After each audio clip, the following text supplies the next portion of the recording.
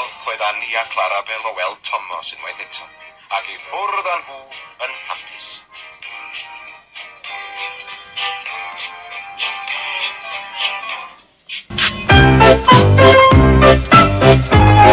Erbyn hyn, mae pawb yn mynd i lawr, ac mae Iesu wedi dysgu